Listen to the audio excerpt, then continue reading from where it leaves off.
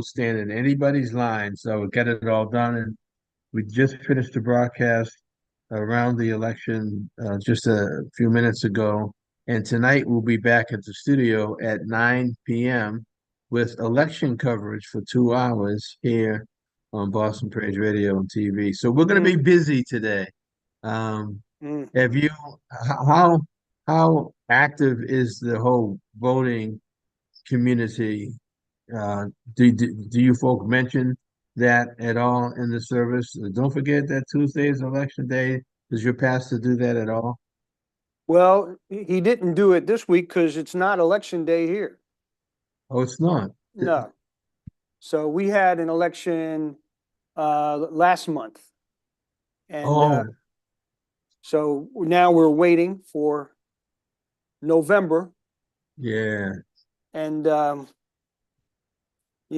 have mercy on us. Uh-oh. But Yeah. Well, I mean, Karen preached on this Sunday, and she just encouraged people to go out and do what they're supposed to do. And I was sitting in my chair saying, Karen, don't go too far.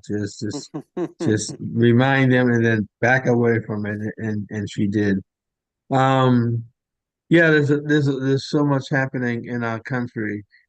I just hate to listen to the news and hear them say, well, it's 30 more days, it's 29 more days. It's Mm. stop hyping it. You're getting people into a frenzy here. And how did you react to the news that six hostages were found in the tunnels and they had been murdered? Yeah, I just didn't.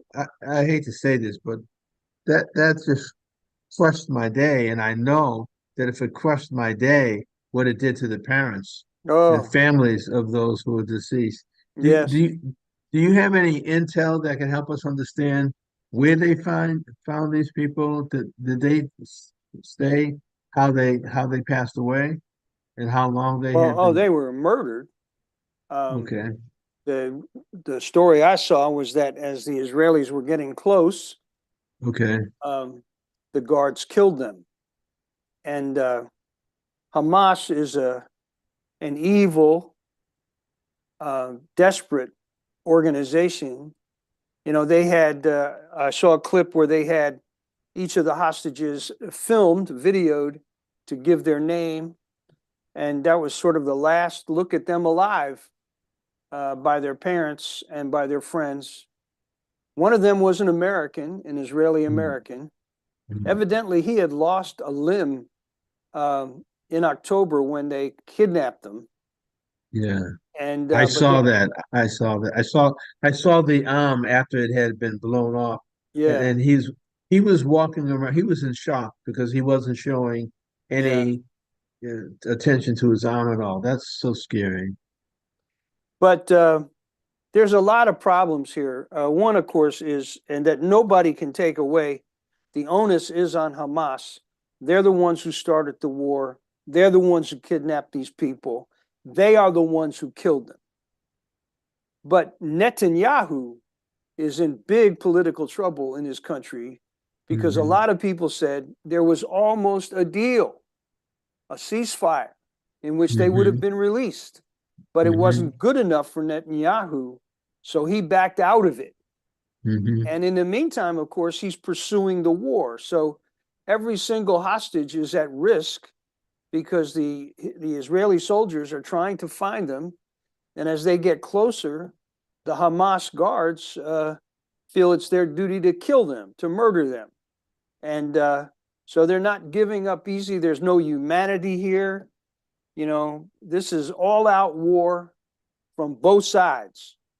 And it's really horrifying and terrible. If you're looking for mercy here, if you're looking for humanity, you ain't gonna find it. We're not it going to find it. it's war. And the Israelis, you got to remember this: the Israelis are not following Jesus. They're Mm-hmm. not. They are not a Christian army. They have morals. They have standards that they try to keep, but yet they are a very vindictive people, and Hmm. they want revenge. and their attitude is never again. We're not going to ever allow anybody to do to us what the Germans did in World War Yeah, II. yeah. And so they don't apologize. They say, you attack us, you kidnap our people, you kill our people, we will come for you. Wherever you are in the world, we will come for you and we will kill you. And that's what they do. And Hamas knows that for them, it's a war of complete desperation. They have no options in their minds. They don't want to talk peace. And so they've come up with this ideology that Israel doesn't have a right to exist. And, anybody who is an Israeli who says, we are trying to go back to Israel, it's our homeland, Hamas would call them a Zionist. They are, and they would say Zionism is racism. Zionism is the conquering of the Palestinian people to replace them with the Jewish nation. And so they see it, they don't see any compromise. Now, that's not every Palestinian and not every Arab. People who say, I do believe in a two-state solution, say that these people can and ought to be able to coexist. But man. So this whole idea about a Palestinian state and a Jewish state, could you shed some light on what that is, where they're going with that? Well, if you go all the way back to 1948, when Israel was formed as a nation, there was no Palestinian nation. Essentially, it was a protectorate. It had been back in World War I under the Ottoman Empire. You had the Kingdom of Jordan. You have the Kingdom of Damascus. You have various states. And even Saudi Arabia was not really formed till the 1920s. And most of these were tribal groups trying to become nations. And so Jews had begun to migrate into the land of Palestine back, really at the beginning of the 20th century, and slowly would come in. They would buy farms, they would buy property, they would set up a family, a kibbutz. They were trying to basically call on Jewish people, come back, come back. There's no nation here, but we can live here. And of course, they were resisted by various tribal groups, by various Palestinian groups. And then at the end of World War I, the British basically made a protectorate out of it. And the terrible thing was the nations could have said to Jews, this is a safe place. Leave Germany, come here. But the British didn't want them. They didn't want the Jews to come in. And so a lot of Jewish people could have been saved if the nations had said, let them go, let them go back to Palestine. There was always a political entity known as Zionism that said, we want a homeland, we want a nation state. And the only way we're going to be able to protect ourselves is to have one. And so they began to work. And they went to war against the British in the 1940s. If you've ever seen the movie Exodus, yes. And Paul Newman was a star of that. But basically, it's the story of the Jewish people trying to become a country. And so they had various guerrilla groups like the Irgun. And they bombed the King David Hotel. They assassinated British soldiers because they were determined to create their own country. And finally, the United Nations said, all right, we're going to vote and see if we can let Israel become its own country. And the United Nations voted in 1948 to grant to the Jews part of the land of Palestine, what is today known as Israel. They said, you can have it. Well, immediately upon the announcement of the Jewish state, 5 Arab nations invaded them. So all of a sudden, they're being invaded from Egypt, from Jordan, from mm, Syria, from Iraq, and from mm, Lebanon. All 5 nations mm, invaded mm, Israel to say, no way, we are not going to allow a Jewish state in Arab land. And Israel defeated all 5 of them. mm, And so basically, they are only a nation through military power. And the United States and various other nations in the UN said, hey, they're a legitimate country now. We have to give them arms and weapons and let them protect themselves. And so when that happened, now I hope I'm not taking too long on this no, question. no, it's a lot of this. I don't have the history. When that happened, the Palestinians, and this is a very crucial historic moment for the Palestinian people, they basically say that the Jews came through and said, get out. And so they fled to Jordan and to Lebanon, and they formed the Palestinian refugee camps that Mm, some are still in existence today. mm, And they have had all kinds of, over the years, lots of internal warfare. But those refugee camps are a seedbed of hatred towards Israel. And but people, the Palestinian people say that was my grandfather's land. That mm, was my great grandfather's land. He had an orchard. He had a farm, and the Jews came in and they just chased us out. mhm, Now, there are a lot of Arabs live in Israel. There are Israeli Arabs. They are Muslim. Some are Christian. They are there, and they have not been chased out. They have rights. mm, But it's always tenuous. I mean, there is racism in Israel. These people are racist against each other. There's no doubt mm, about it. mm, While trying to live in up to the ideal of a democracy. And, you know, a lot of people say Israel is really the only functioning democracy in the Middle East.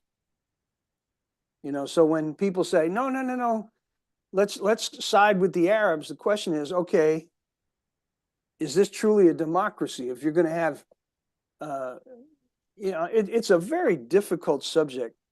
mm, And so Israel basically has survived because of its wars. They won in 1948. They won in 1956. They won in 1967. They won the Yom Kippur War in 73. They have had to fight in Lebanon against the PLO. That was in the early 80s. mm.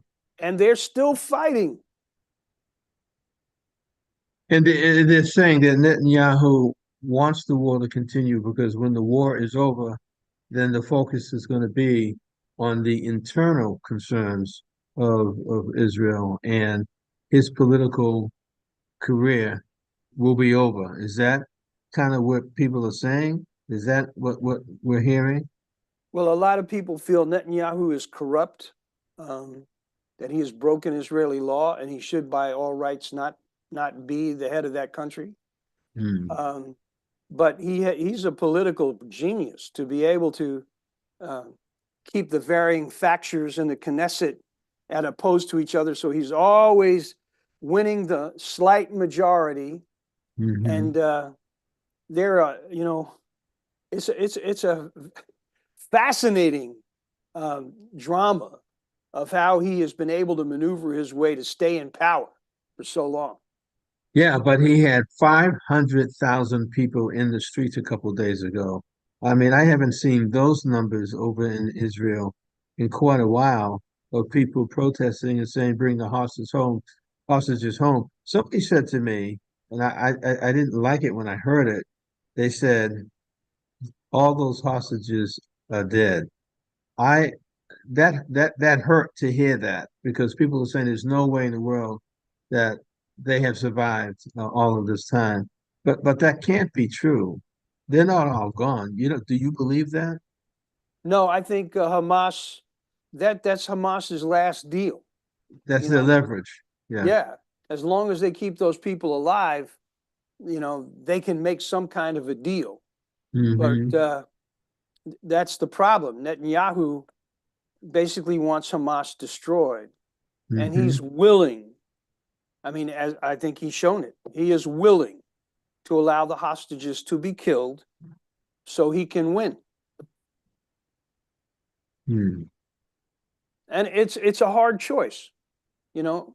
I mean, if you allow Hamas to continue as an organization, they want to destroy Israel. The war will come back again. Hmm. But boy, there's not much left of Gaza. I'll tell you that. Yeah, that's true. Um, and two things: who's going to rebuild Gaza? Is that going to right? Who's going to rebuild it? And those tunnels, they go for miles and miles and miles. How long have they been building those tunnels? That is ingenious. Yeah, they have no choice. Obviously, I mean, if you're going to fight, just like the Vietnamese when we fought, Oh, that's right. I mean, you're going to fight a major military power. You got to hide. If he Hmm. can find you, you're dead. Hmm. So tunnel warfare is pretty much the only way they can survive. And it's not it's not an easy war, that's for sure. Hmm. Scary, scary. And then the last comment, in thinking about the world, the war, where the Putin has said, "I will use nuclear weapons." What nuclear weapons, what short-range nuclear weapons can he use that will not blow back on him and the Russian people? Well, that is a reality about nuclear weapons, that if there's any fallout, you can't necessarily control the wind. Hmm.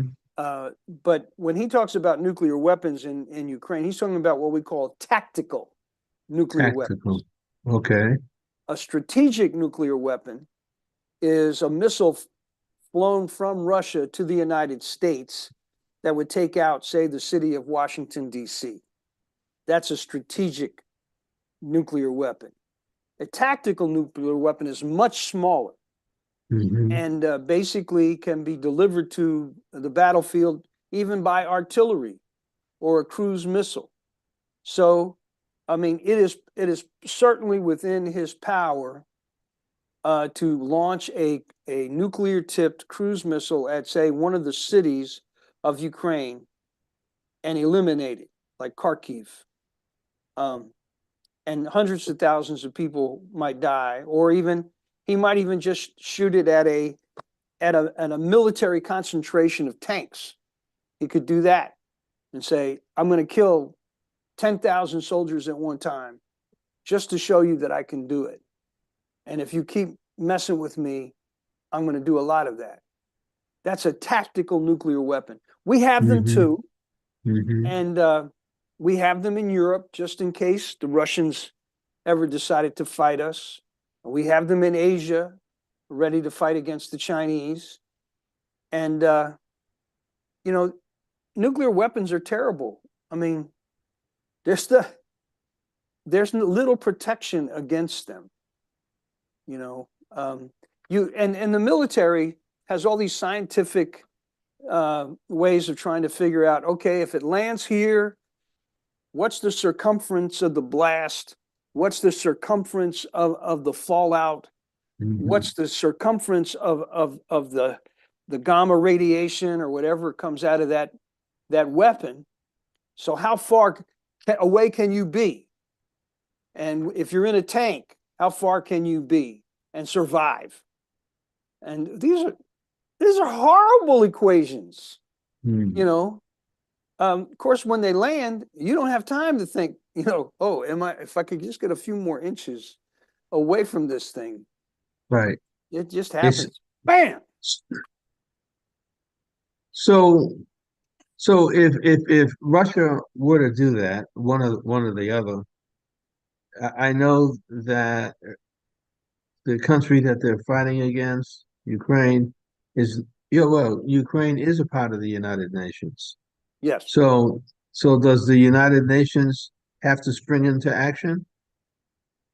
They very well could, but remember this: Russia is a member of the Security Council. Therefore, they have veto power. So there are 5 nations that have veto power. So the Hmm. United Nations can say, let's all go to war against them. But before they take that vote, if Russia or China, who have veto power, say no, nothing happens. And the only reason the United Nations fought against North Korea Hmm. is because on that particular day, the Russians had walked out. They were boycotting the United Nations when the vote came up. So Hmm. they were not able to veto that vote. And the United Nations went to war against North Korea. Wow. Understanding the history and understanding the implications of all that's taking place.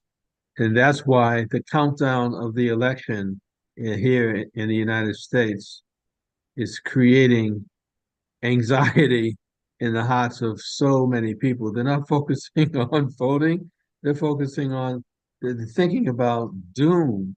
And it's really tough to say to the Christian community, let's come together and let's pray for our nation, for our country, for our world, because there's so many different sides you can be on in this election. It's you may be talking to somebody and for the first time you found out that they don't believe what you believe, that they're not on the same side that you're on.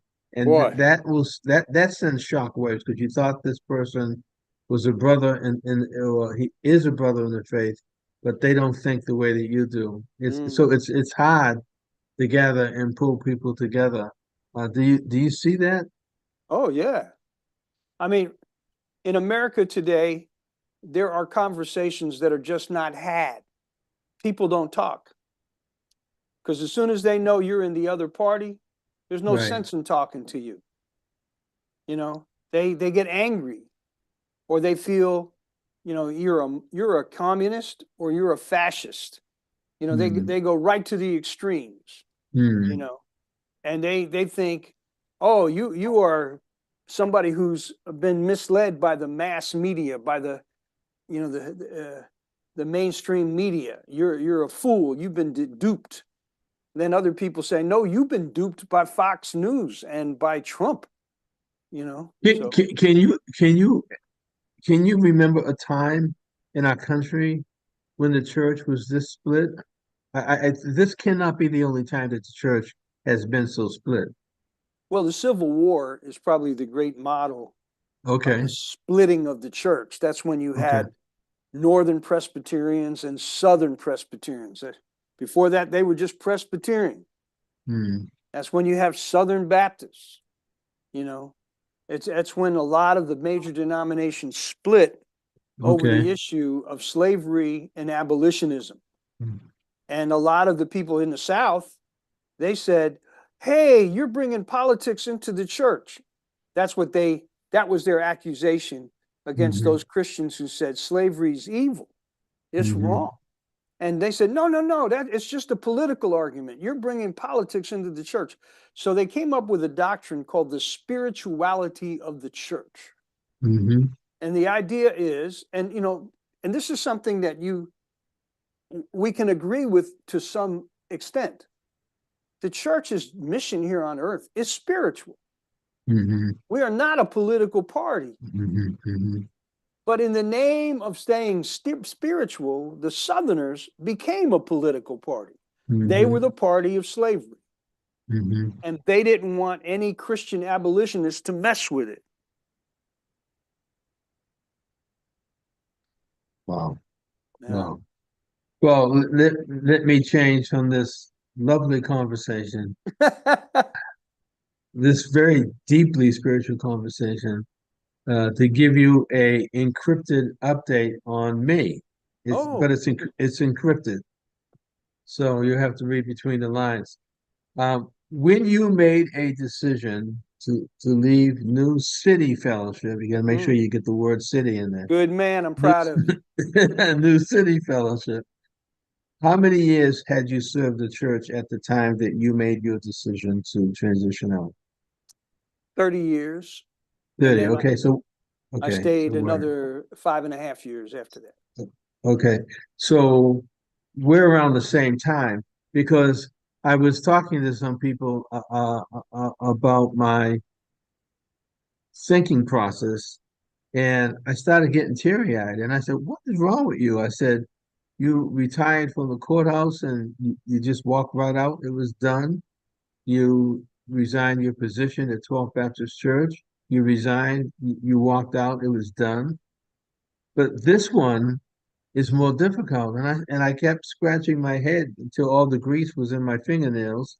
And I said, "Oh, it's a 31-year commitment that you're dissolving, and that contributes to your struggle." Can you speak to the impact on making a decision like this after you've been associated with all these people for 30 plus years? How difficult was it for you? And don't you dare tell me you made the decision and you retired and you walked out and your life has never been more blessed. Don't even go there. I want to hear some struggles going on in making that decision. Well, man, I'm probably not as much of an emotional basket case as you are, you know. Okay, But that's one. You get one. I didn't see that coming. I was standing on the base and I yeah, was yeah, looking. Okay. okay. But I will tell you, if you love somebody and if you love Mhm, an institution, like you have mhm, loved the church, mhm, and when it's not just an institution, it's all the people that you have ministered to over the years, all mhm, the families, all the young people you've watched grow up, mhm, um, all the decisions that were made along the way. Some were difficult, but you mhm, made it to keep the witness for Christ going. It ought to be hard to walk away mhm, from that. mhm. I mean, if you can walk away from that, either you're really angry at them, Right, right. as some pastors are. When they leave, they're happy to get out of there, you Mhm, know?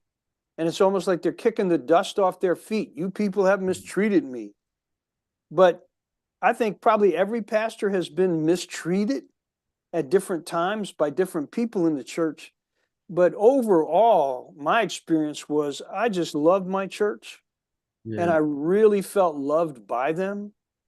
The people of New City treated me with such honor and respect. And I don't, I'm a person, I constantly doubting myself, feeling like I don't measure up. I'm Mhm, not worthy of it.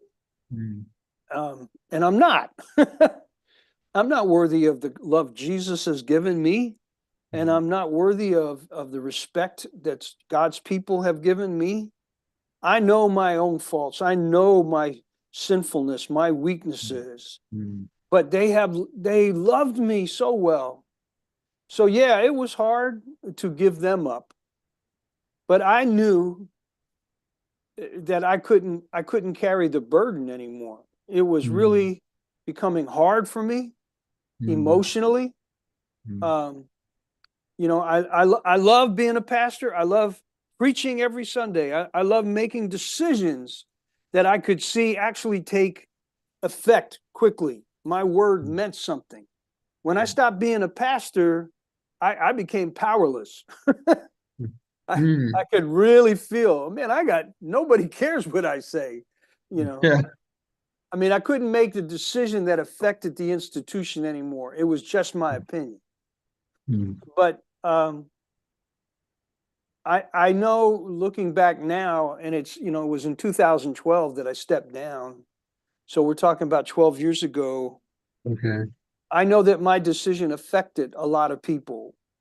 Um, Probably if I had known how much it would have affected them, Mhm, maybe my decision would have been different. But mhm, a lot of people left the church since that time, and some left it because I simply was not there anymore.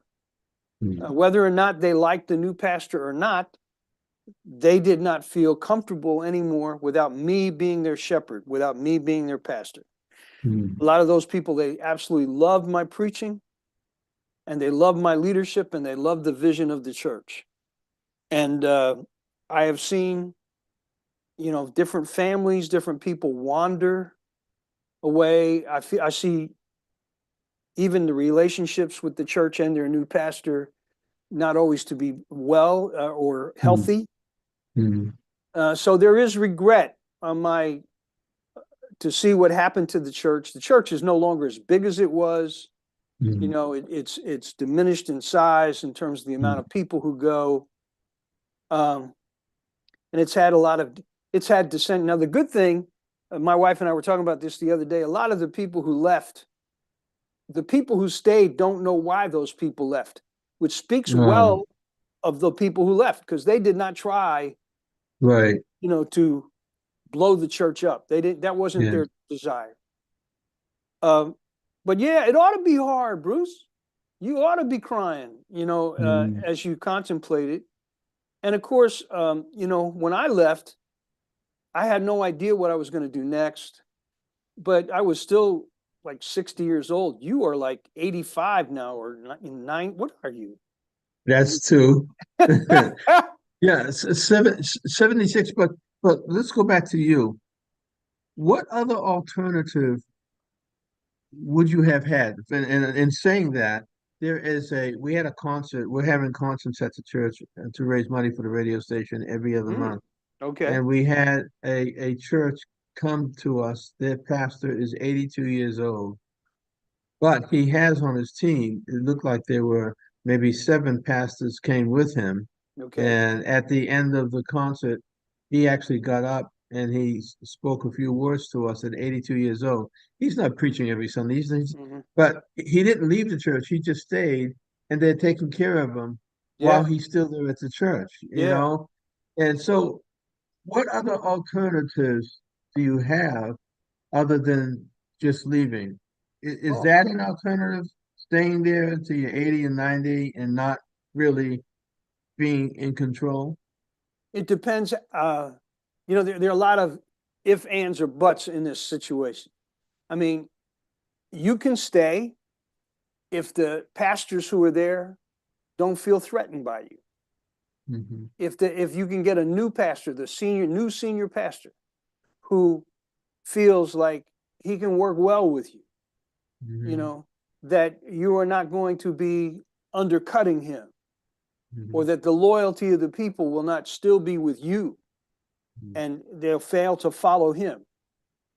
The worst thing that could happen would be you stay, you have the new pastor, and he says, "Folks, I think we ought to do this," and everybody looks at you and you shake your head, and Yeah.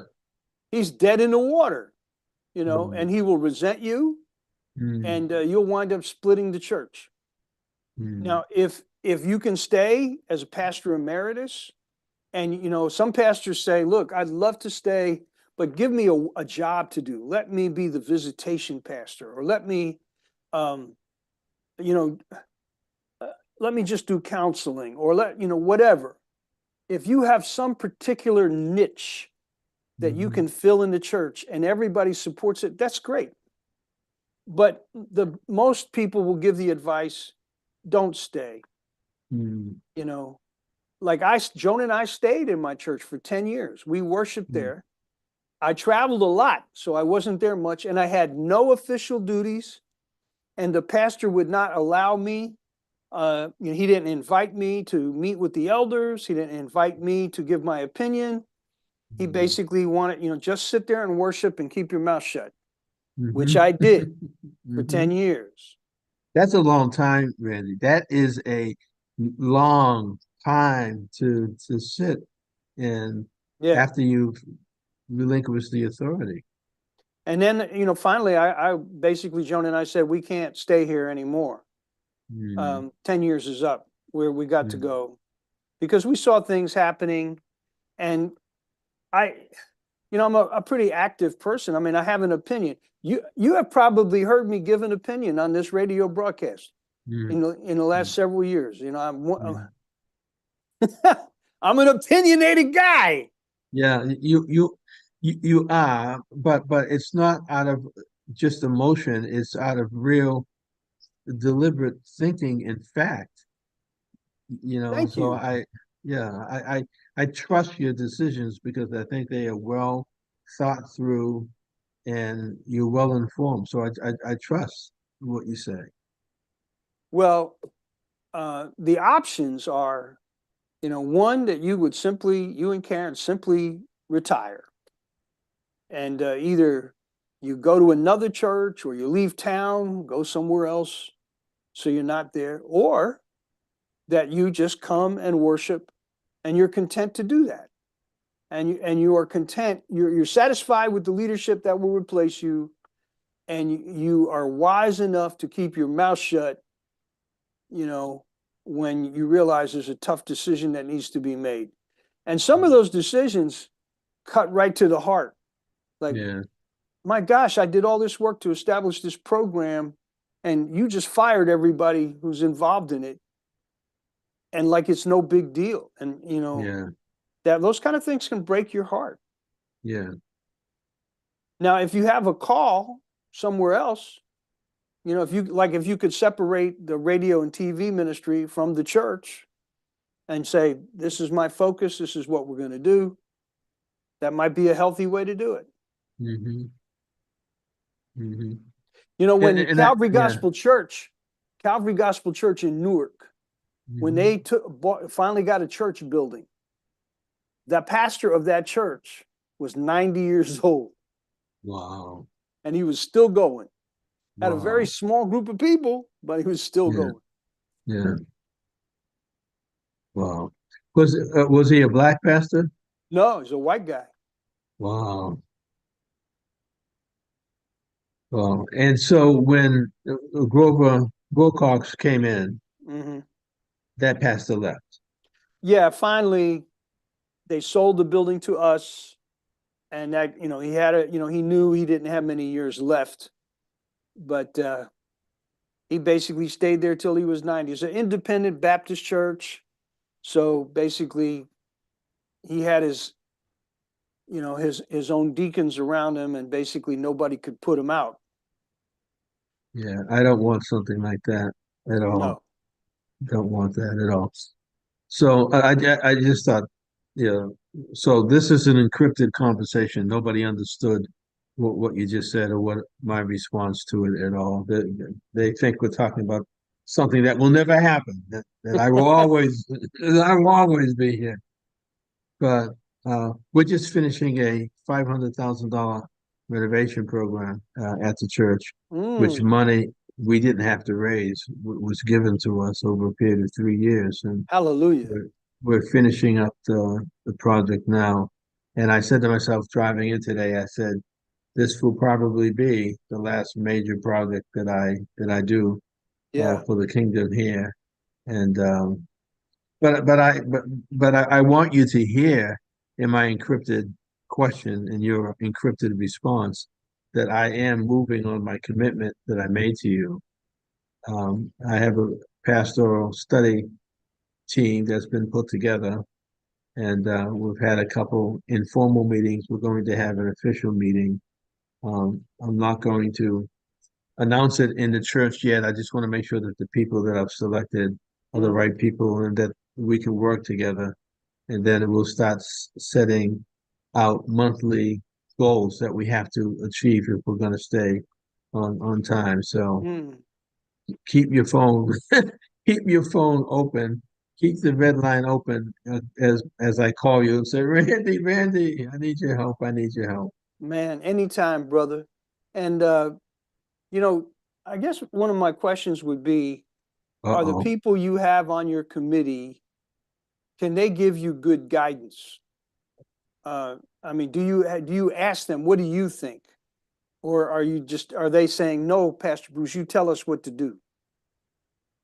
Okay, so this committee is going to be two sets of people.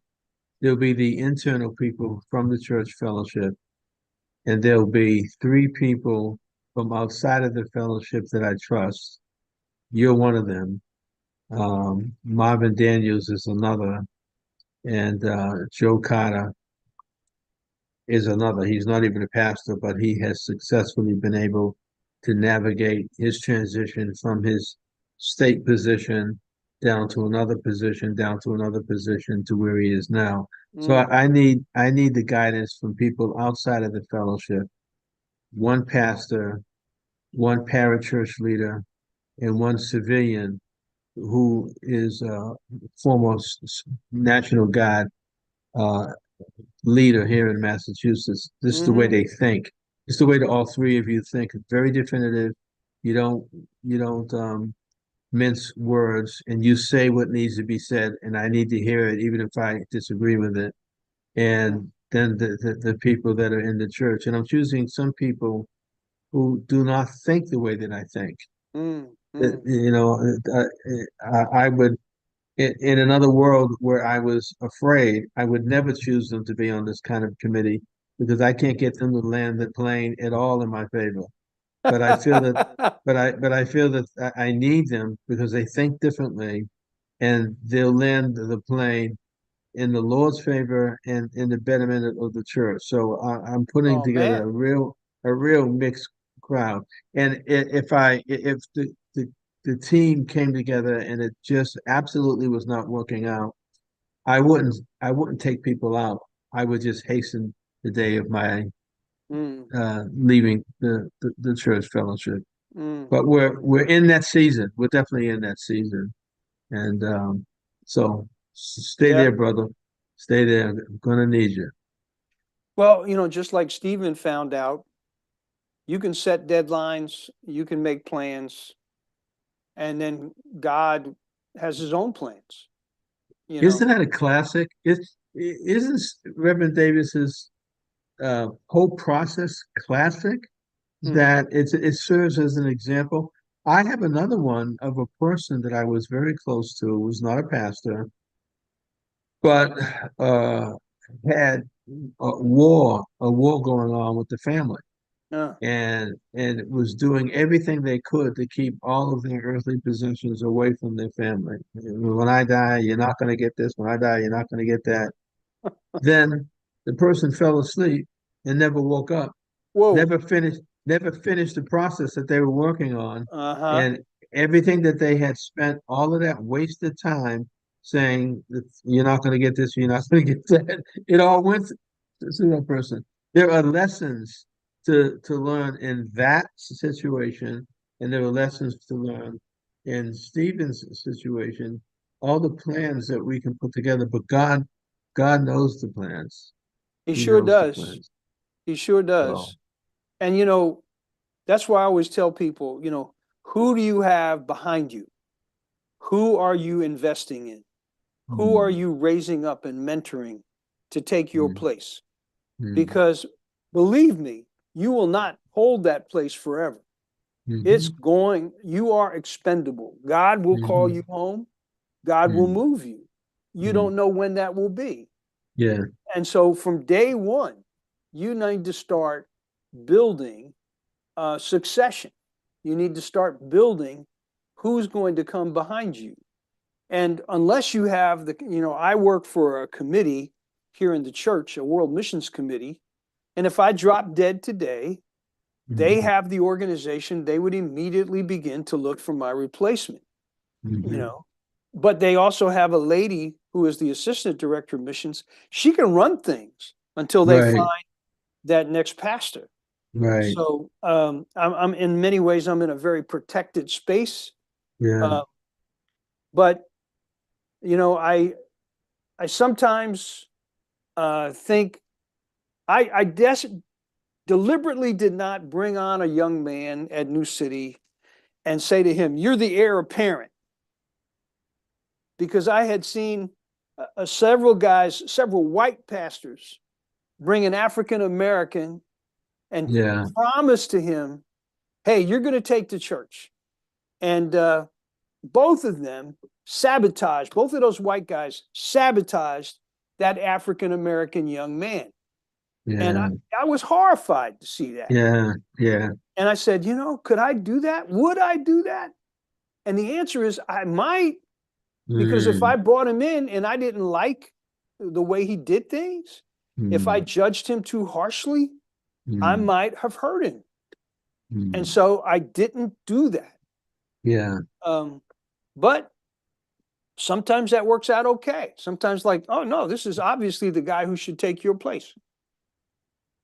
Yeah, and you're so right on thinking that you could bring intentionally, he checked off all the boxes.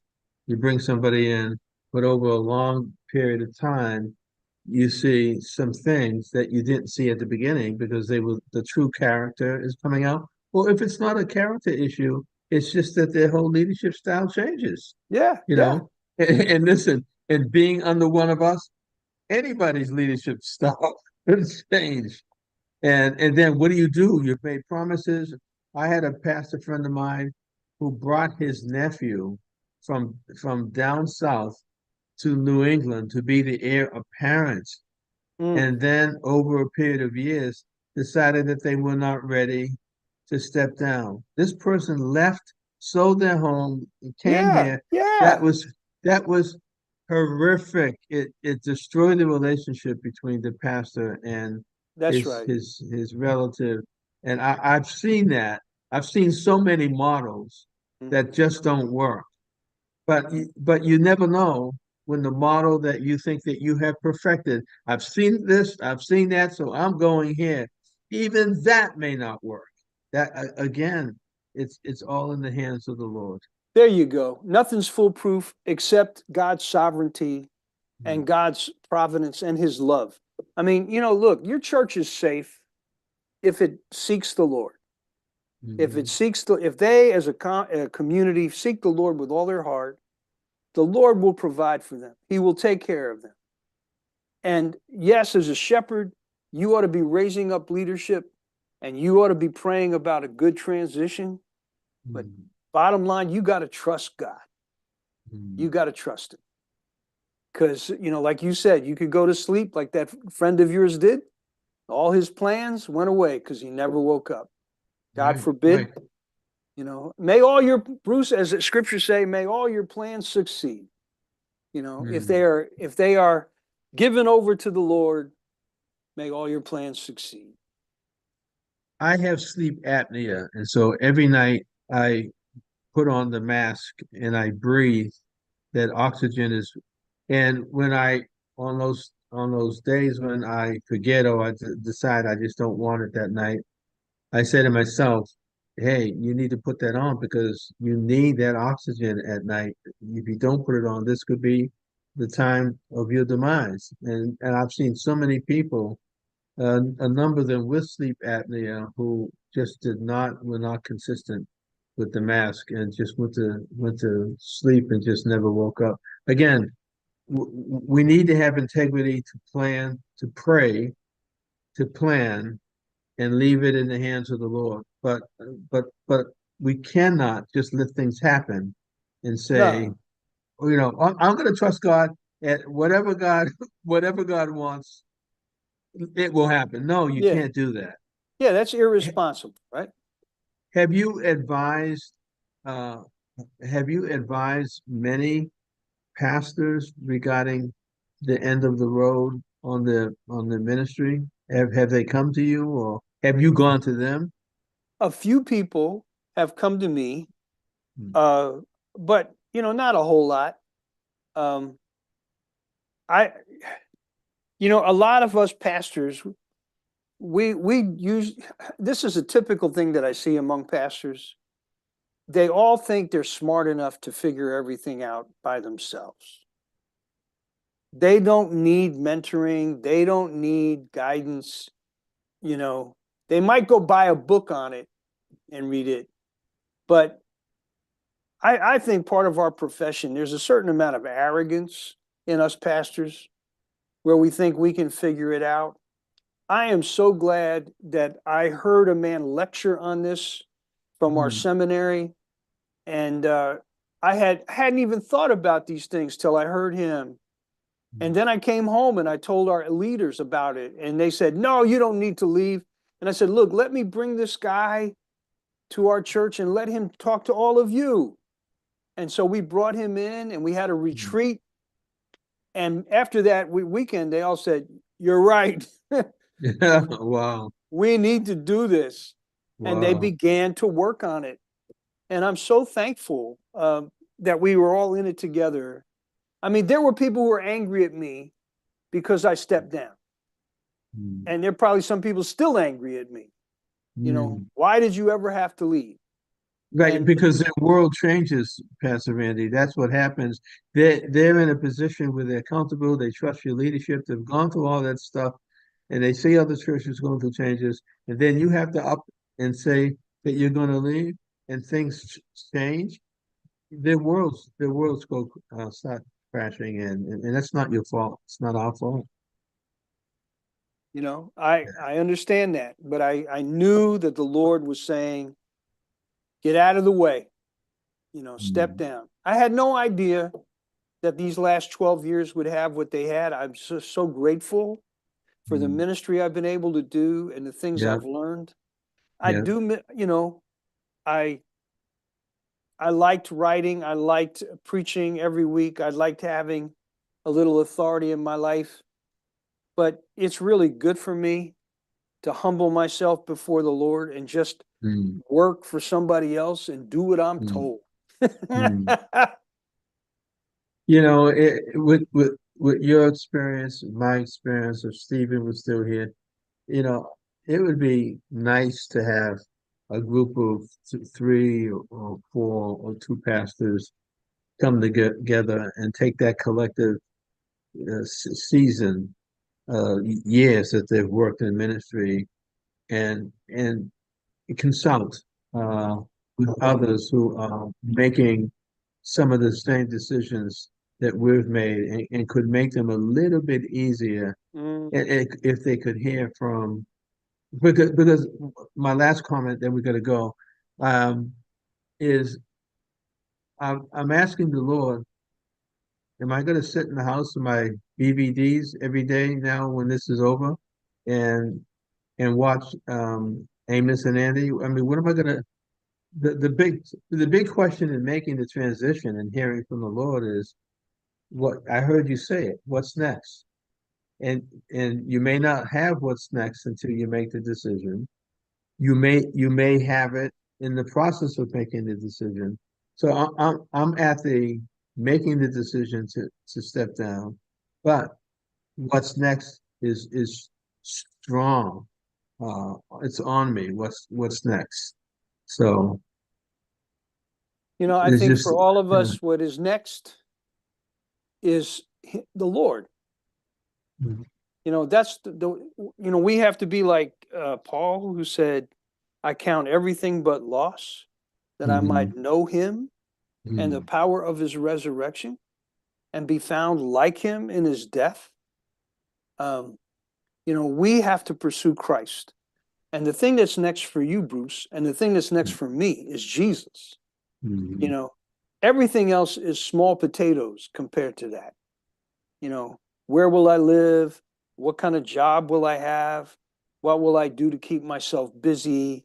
You know, look, we've got to pursue Christ and let him worry about all those things. I don't know, you know, what's going to happen, but Jesus does.